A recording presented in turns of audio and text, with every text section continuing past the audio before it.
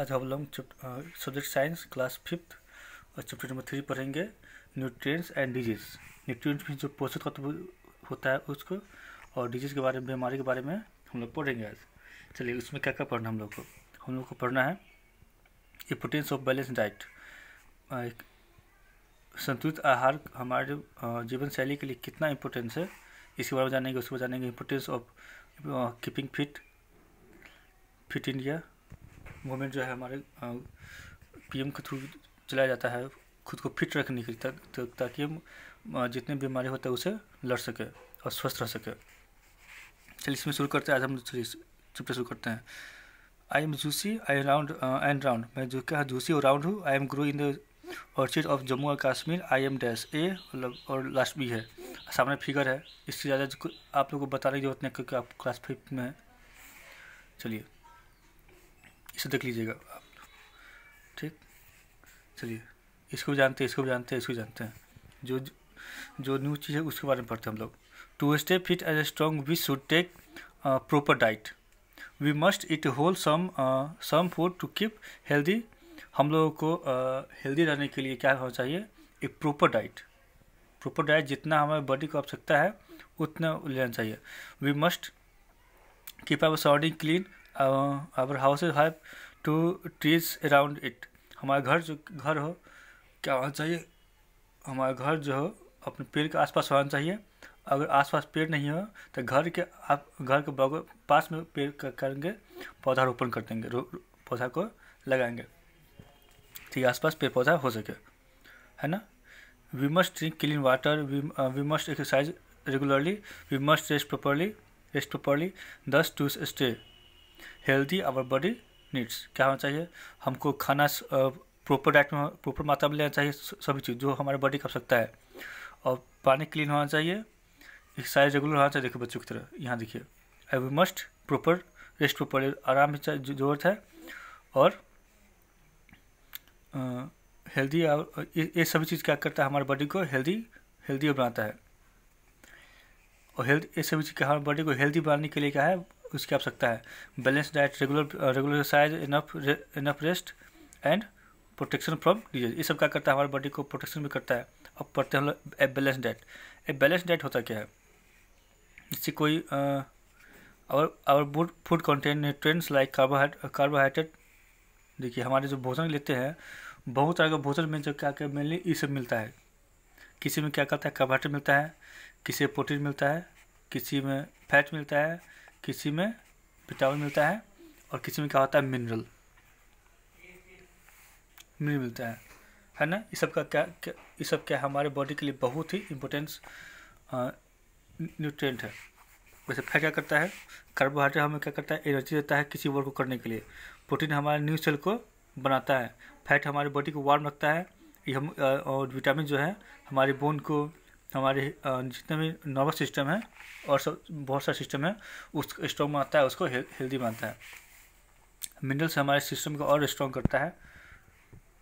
It also contain roughage and water. Roughage वो सभी जो जितने भी सैलेड होते हैं उसको रफेज बोला जाता है। क्या करते हैं? हमारे बॉडी से जितने भी अवशिष्ट पदार्थ होते हैं उसको निकाल कर बाहर कर देते हैं। और वाटर क्या करता है? सबसे मेन, सभी कुछ लेने के बाद भी एटलीस्ट कहा जाए वाटर बहुत इंपॉर्टेंट है, क्योंकि सभी को प्रॉपर वे में फंक्शन करने के लिए वाटर को लेना बहुत ही ज़रूरी है। A balance diet has the right amount of all these nutrients. Balance diet वो उसको बोलते हैं जब हम लोग एक प्रॉपर मात्रा में न्यूट्रिएंट्स को लेते हैं अपने डेली नीड के रूप में, उसको बोलते हैं balance diet.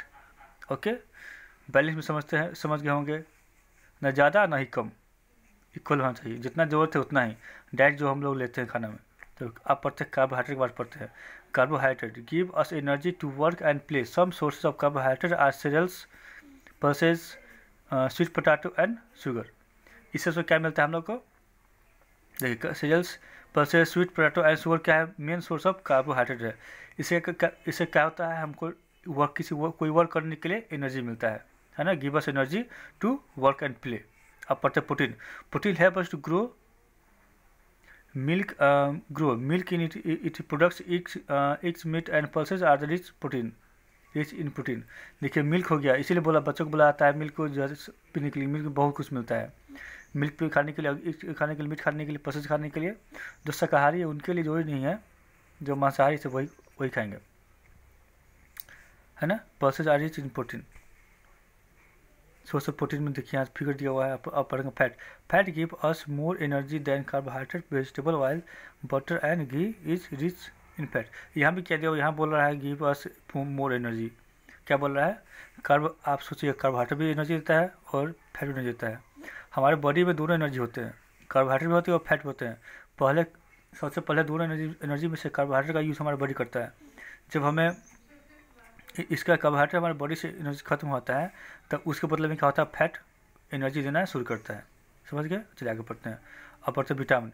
Keep our body fit, improve appetite and increase the body ability to fight disease. Vitamin क्या करता है, किसी भी डिजीज से फाइट करने में हेल्प करता है। मिनरल्स, इसी जिसके बॉडी में विटामिन अच्छा होगा क्या होगा, उसका इम्यून सिस्टम अच्छा होगा। किसी भी रोग से लड़ने के लिए क्या होगा, उसका बॉडी क्या होगा, स्ट्रॉन्ग होगा। जैसे कि अभी हमारे वर्ल्ड लेवल पर कोरोना वायरस चल रहा है, जिसका इम्यून सिस्टम अच्छा है वो क्या कर रहा है, वो जल्दी इफेक्ट होने के बावजूद जल्दी उसका बहुत जल्दी से रिकवर उसका हो रहा है। अब पढ़ेंगे minerals help us the growth and development of the body. Fresh fruit and vegetable are the good source of vitamin and minerals.